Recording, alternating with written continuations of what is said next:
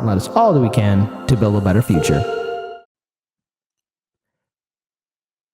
Are you loving the meltdown? Let me start that over again. Are you loving the meltdown that you're seeing right now? The meltdown on social media? I'm going to speak for myself and I'm going to say yes. Yes, I do. But what meltdown are you talking about? I'm talking about that infamous, oh so beautiful, oh so hilarious CNN town hall with Trump. And everyone is panicking, crying. Oh no, Trump's back. The audience was cheering. The audience was laughing. Everyone's so upset. And the corporate media is trying to do some damage control, but secretly behind the scenes, the big wigs at CNN are just foaming at the mouth. Hell, they got their O face going on because they finally got some eyeballs watching their network. Honestly, if Trump's campaign is smart, they should keep on doing it. And if CNN and BSDNC or Fox News or CBS or ABC don't want to do any more town halls, it would be in Trump's best interest if he did online town halls then. Talk to the people. I mean, look, the way the whole internet had a collective shock to how Trump just decimated CNN and Kathleen Collins. Everyone take it easy on her, okay? Right now, who knows if she's going to get that primetime show? I personally hope that she gets it. But apparently, Anderson Cooper of all people, did the one thing that, you never do in show business or media or commentary, and that is you never encourage people who are brain dead or perhaps unable to think critically to say, if you never want to watch our network again, that's fine. We're sorry. Constantly apologize and appeasing. You are a media network. CNN is quote unquote supposed to be a journalistic entity here in the United States. I mean, Twitter, Facebook, YouTube, Instagram, and all the social media platforms say that CNN and BSDNC and Fox News are quote unquote authoritative sources. You're supposed to deliver the news, and that means you're supposed to freaking interview people who are of influence, of importance, politicians, and people who, make an impact on the lives of millions upon millions of people. But apparently, Anderson Cooper, he kind of looks like that friend that got drunk at your party and just realized, oh man, I'm so sorry. I didn't mean to urinate on your carpet. So here, if you want to see what pathetic looks like, just look at Anderson Cooper's, commentary. He's speaking to you, the people. He's speaking to you from his heart. He's showing the passion, the love. Oh, guys, we're sorry. If you never want to watch our show again, our network again, we understand. God, there's a word for it right now that you're looking like right now, Anderson Cooper. You look like a cuck, a punk, somebody who's weak. Get ready to laugh. And yes, am I being an awful person? Yes, I am. I will not sit here and lie. I'm being mean because this is funny to me. And I remember Daniel and I saying this right after the Biden-Harris election when they won in 2020, that this was going to happen. Now, again, we didn't know that the media was going to have this collective little meltdown, but it's hilarious to me, and I'm going to laugh. Many of you have expressed deep anger and disappointment. Many of you are upset that someone who attempted to destroy our democracy was invited to sit on a stage in front of a crowd. Okay, first of all, again, this goddamn thing was January 6th. It wasn't the end of democracy. Everyone's still alive. Are you still alive? Hey, how you doing? Here, pinch yourself. You're still alive. There you go. Republican voters to answer questions and predictably continued to spew lie after lie after lie. And I get it. It was disturbing. It was disturbing to see and hear that person refer to a black law enforcement officer as a thug, an adjective he used many times to describe black men, and call Caitlin Collins, the moderator, nasty. Gee, didn't Hillary Clinton and Bill Clinton call black people, young black people, super predators? Wasn't Bill Clinton behind that crime bill? Wasn't Joe Biden one of the main architects and defender of it? He has never apologized. And here's how pathetic the world is right now. Even Bill Clinton, and I don't want to give him too much credit, even apologized for that crime bill. And that's not saying much. And that's as far as I want to go. But Joe Biden, he never apologized for it. Huh. Have you ever listened to some of Joe Biden's previous speeches about, incarceration, going after people? Have you ever heard that before? I mean, geez Louise. You want to put all this blame on Trump? Look at some of these also fantastic Democratic lawmakers, and you'll realize they sound shockingly familiar to Trump. Which is what he calls any woman who stands up to him. It was disturbing to hear him speak so highly of QAnon conspirators and insurrectionists who assaulted police officers in our democracy on January 6th. And it was awful to hear him spread ridiculous lies about the election. And it was certainly disturbing to hear that audience, young and old, our fellow citizens, people who love their kids and go to church, laugh and applaud his lies and his continued defamation of a woman who, according to a jury of his peers, he sexually abused and defamed. As good a job as Caitlin Collins did. Now, first of all, what really annoys me was this part right here. First of all, is this what a grown man sounds like? Because this is pretty pathetic right here. And then number two, oh my God, we were so surprised by that audience. They were laughing and cheering.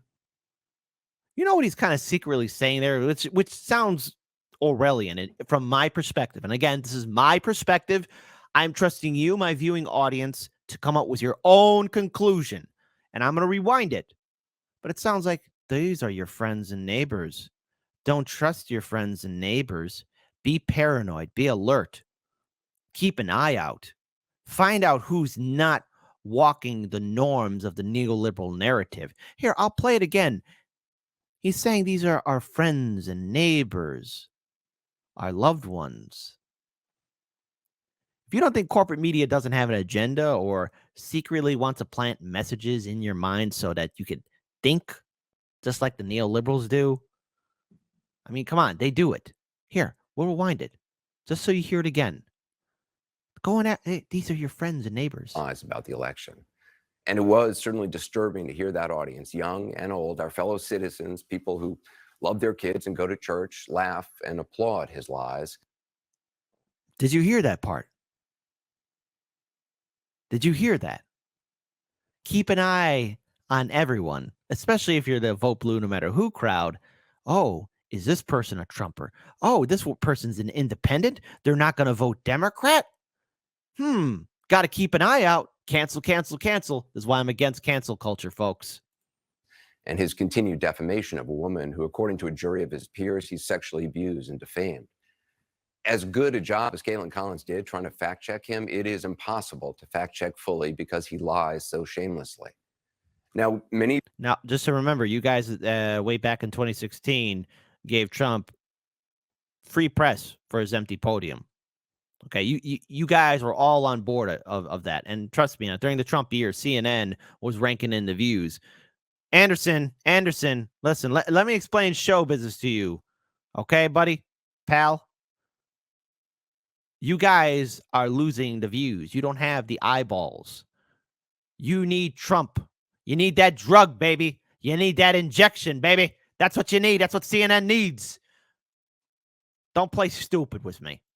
Maybe you think CNN shouldn't have given him any platform to speak. And I understand the anger about that, giving him the audience, the time. I get that. But this is what I also get. The man you were so disturbed to see and hear from last night, that man is the front runner for the Republican nomination for president. And according to polling, no other Republican is even close. That man you were so upset to hear from last night, he may be president of the United States in less than 2 years. And that audience that upset you, that's a sampling of about half the country. They are your family members, your neighbors, and they are voting. And many said they're voting for him. Now, maybe you haven't been paying attention to him since he left office. Maybe you've been enjoying not hearing from him, thinking it can't happen again. Some investigation is going to stop him. Well, it hasn't so far. So if last night showed anything, it showed it can happen again.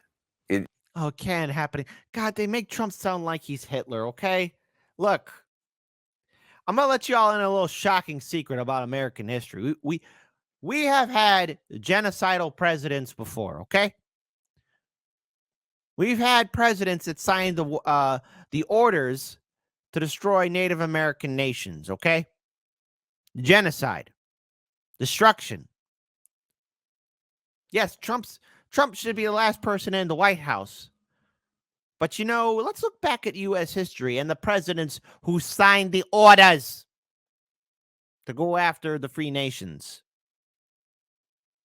Remember, they want to make Trump into this Saturday morning cartoon villain, like, oh, it can happen here. Gee, hey, Anderson, the Biden-Harris administration still continue on with a lot of Trump's foreign and domestic policies. Case in point, those kids, they're still in cages. And, I got to be careful here with YouTube, but under Biden and Harris's watch, some of those kids have disappeared. Disappeared. Then maybe that's as far as I could say here because of YouTube.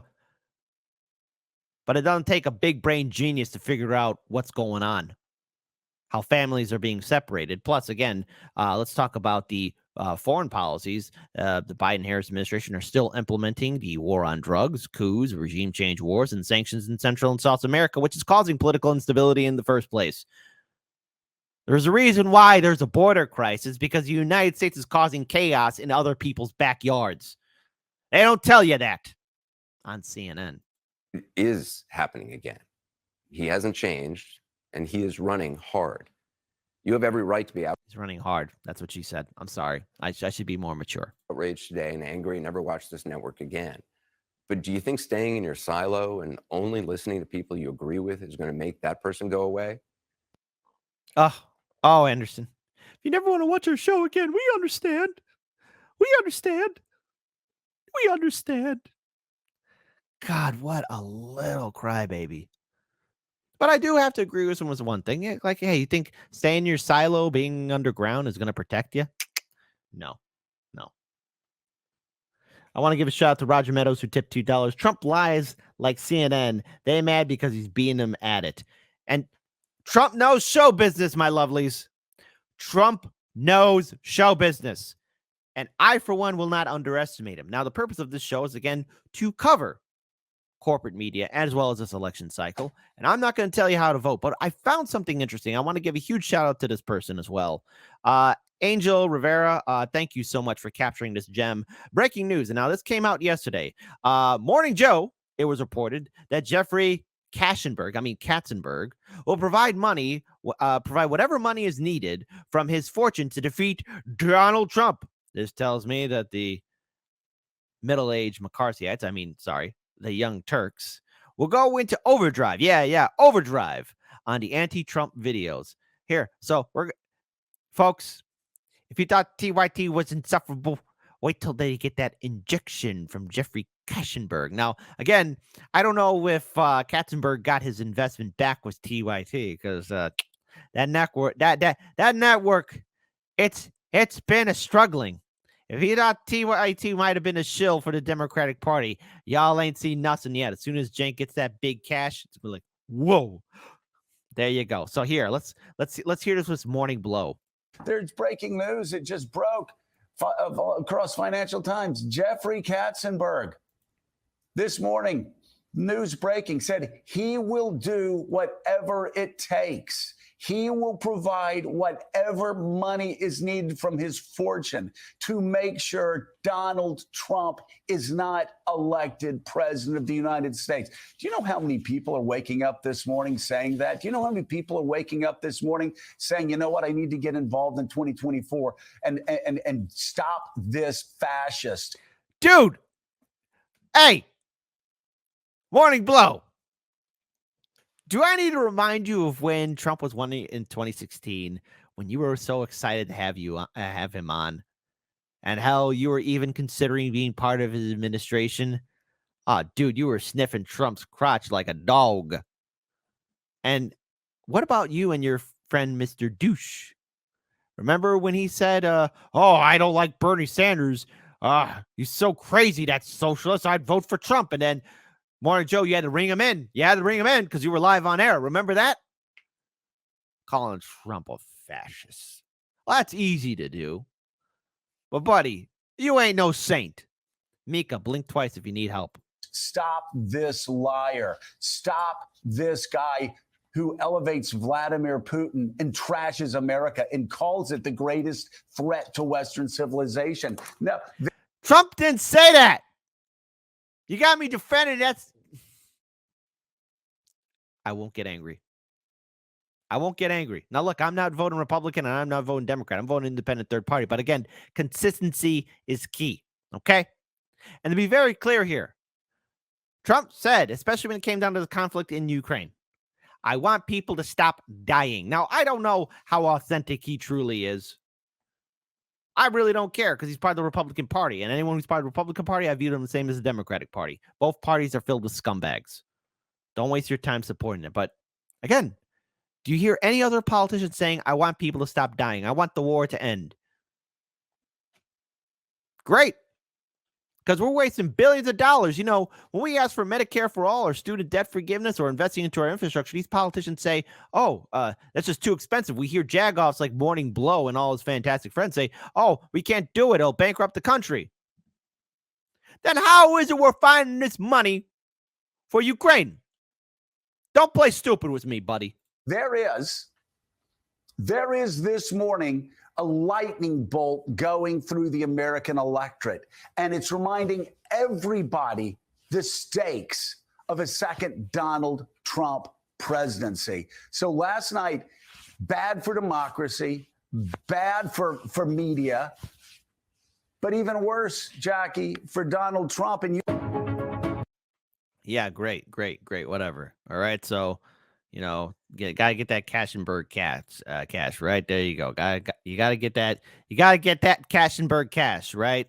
Katzenberg cash, the cash money.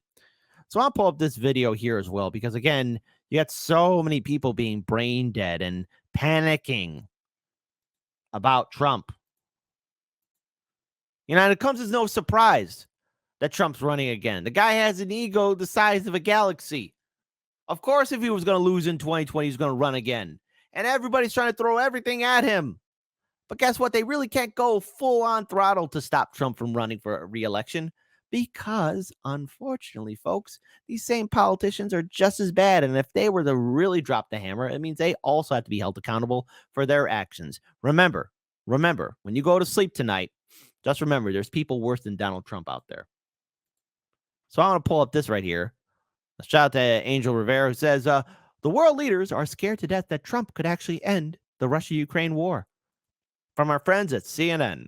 What's the response from international allies? What are you hearing from European governments, from Asian governments who have been aligned with the U.S. and wonder what's happening after 2024?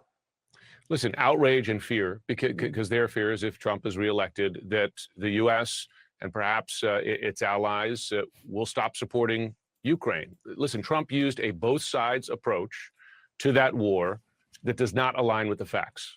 Russia invaded Ukraine unprovoked. It invaded the territory of a sovereign nation. And when Trump describes it as he wants people to stop dying on both sides, sure, no one was rooting for deaths on either side of this conflict. But remember, part of Russia's military strategy, as we've seen every day in that country, is to kill civilians, right? And often with evidence of war crimes. So just, you know, not to stir the flames, but you know, both sides, including Ukraine, has been doing its fair share of atrocities too, folks. They don't tell you that. So when Trump says, I want people to stop dying, again, I don't know how authentic he truly is, but I'd like to see that.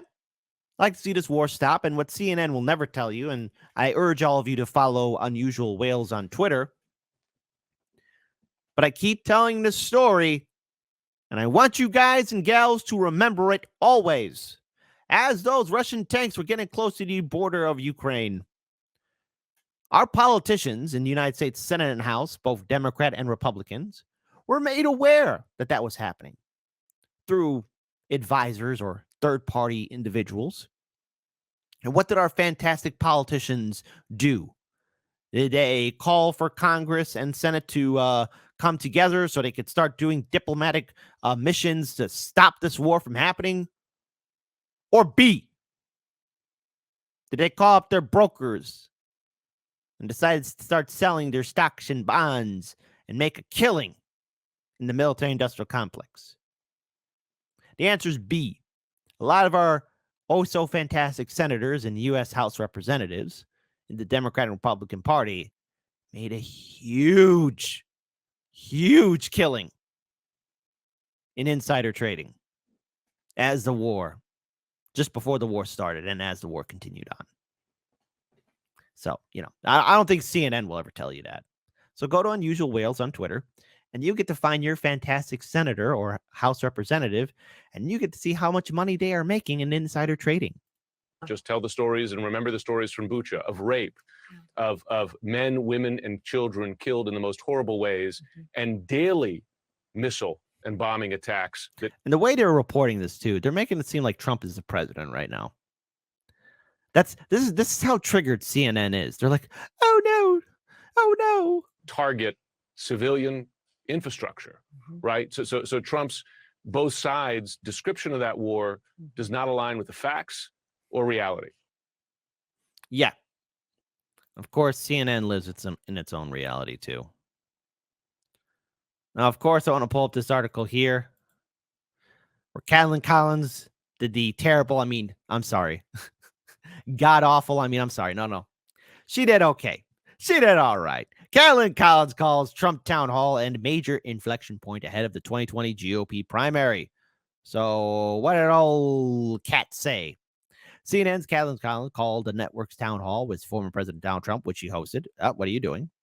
Why'd you do that? Why did you do that?